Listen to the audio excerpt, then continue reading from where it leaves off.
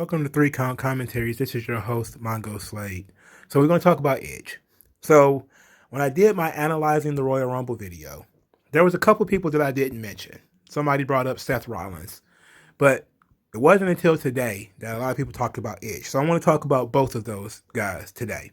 So Edge appears on Raw via pre-recorded promo to talk about his interest into the Royal Rumble. Now, of course, they didn't talk about the Royal Rumble until, he was just talking.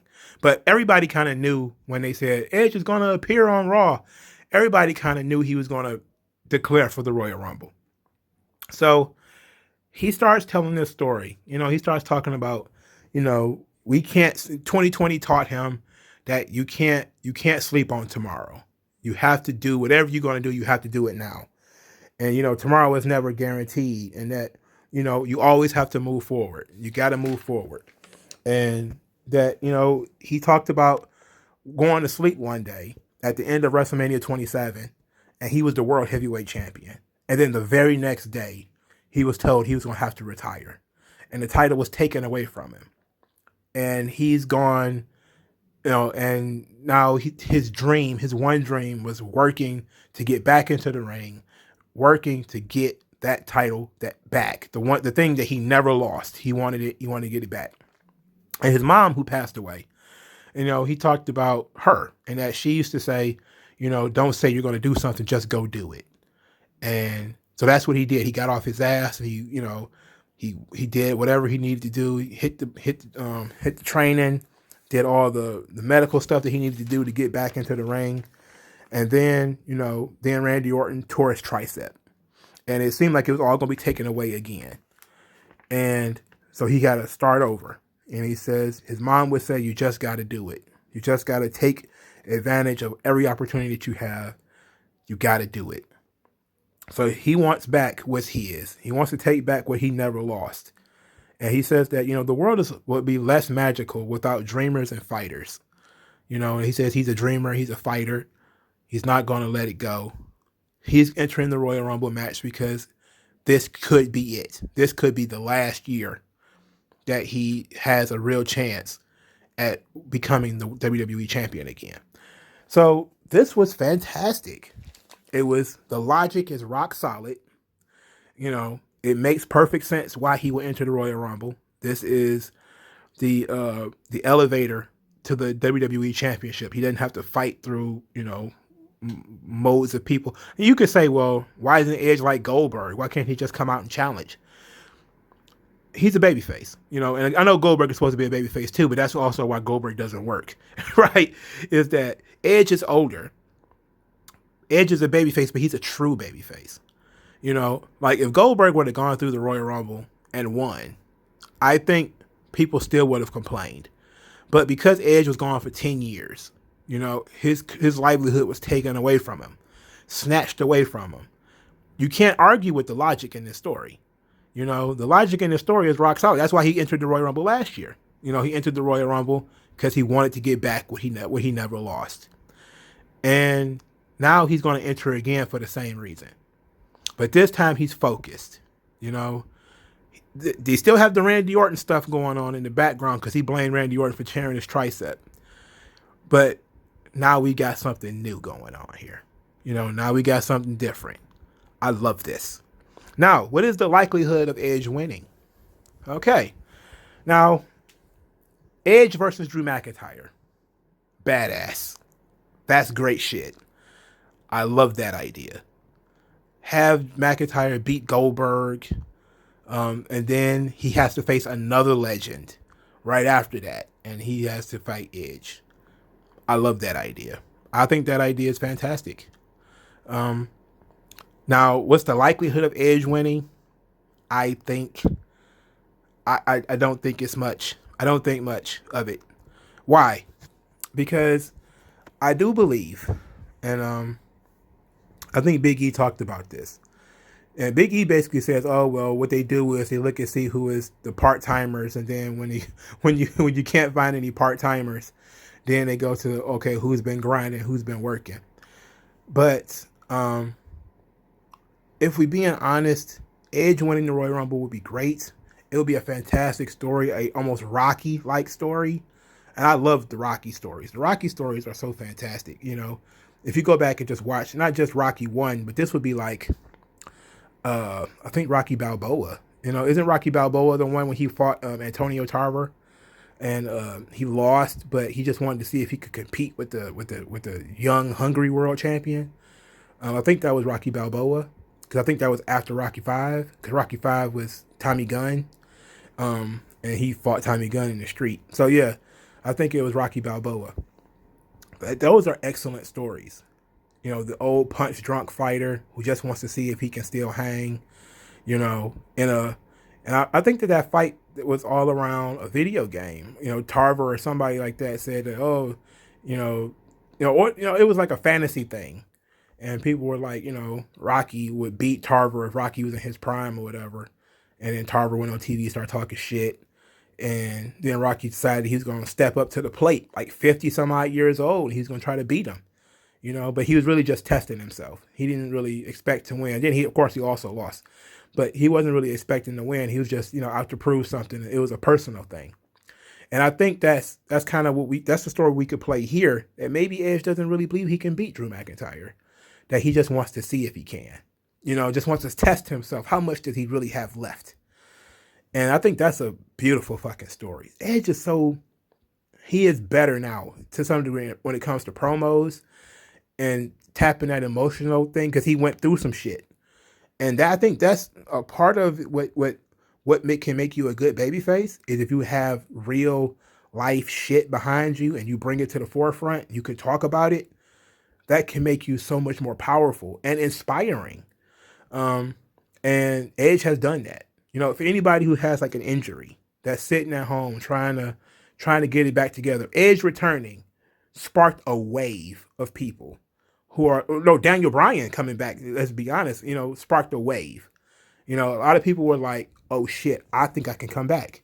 I think I can do it. Like I'm seeing articles now where like Jason Jordan is trying to come back.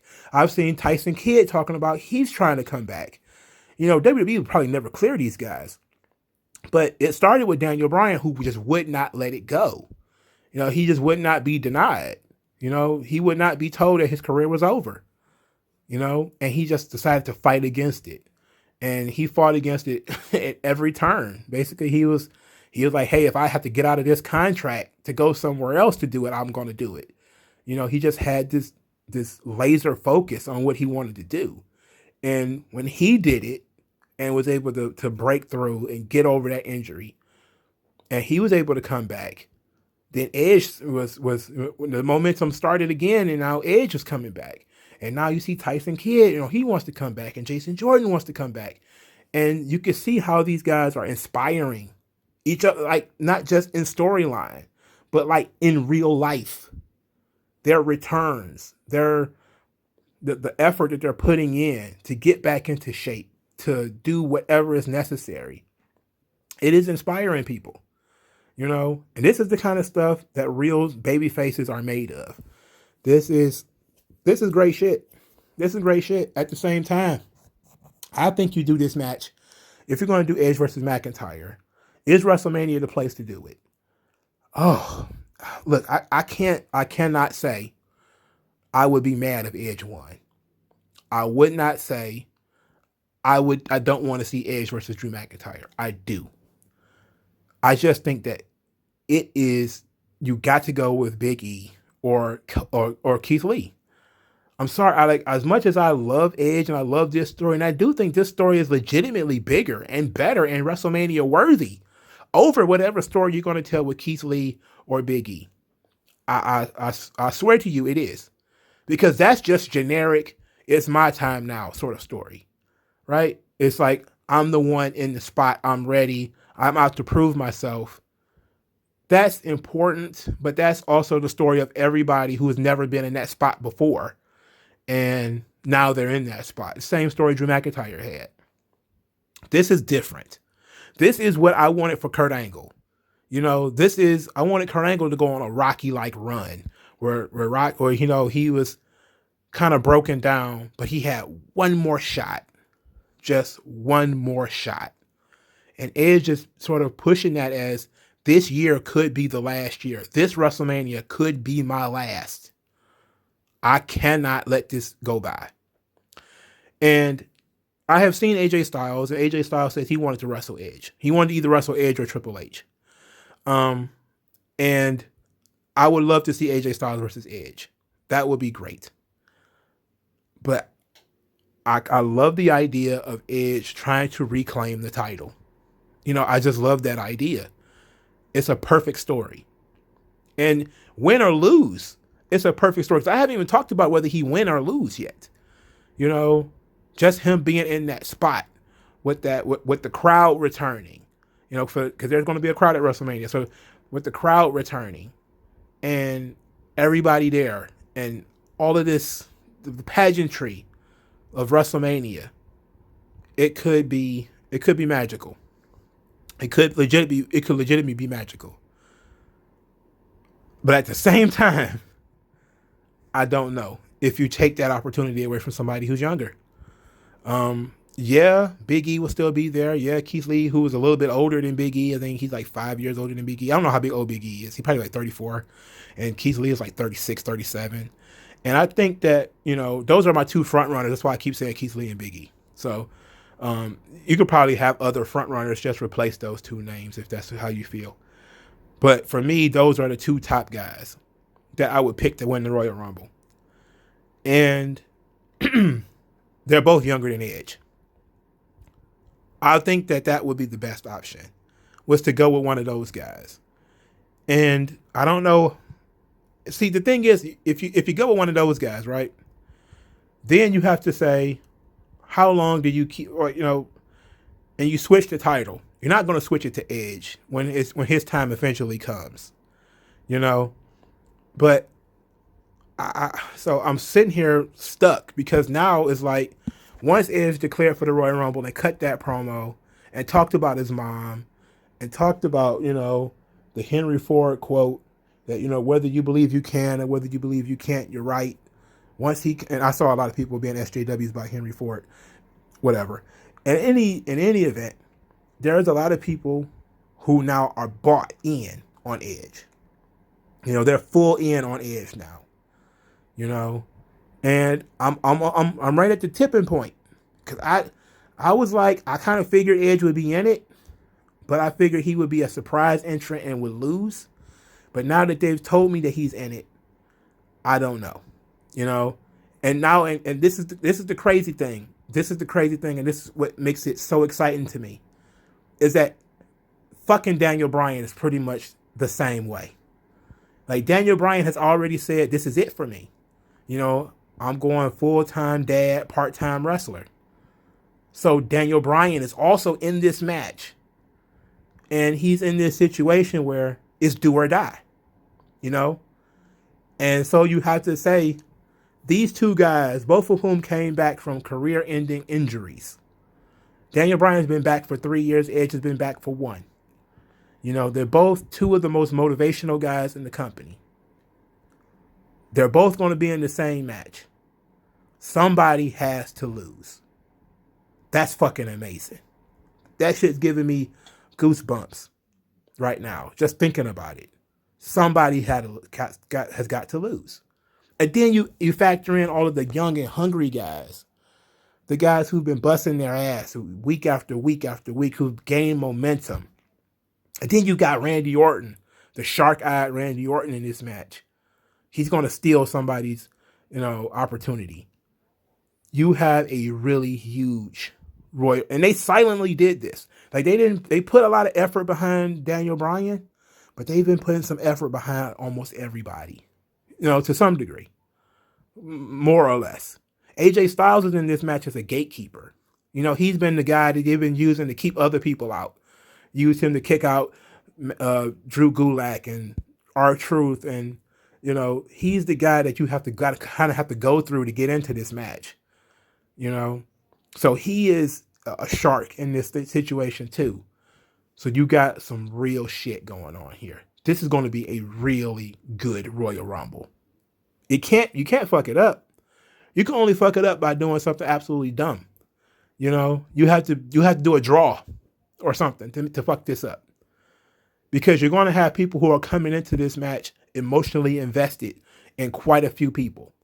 You're going to have your representation, quote unquote, crowd who are going to be all in on Lashley, Keith Lee, and Big E. You're going to have the people who are emotionally attached to the Yes movement. They're going to still be in it. You're going to have people who are emotionally attached to Edge, and they're going to be paying attention. You're going to have people who are going to be, riled up about somebody else, some dark horse guy that they've picked. There's always this idea about what's going on with the Fiend and Randy Orton. People are going to be paying attention to that.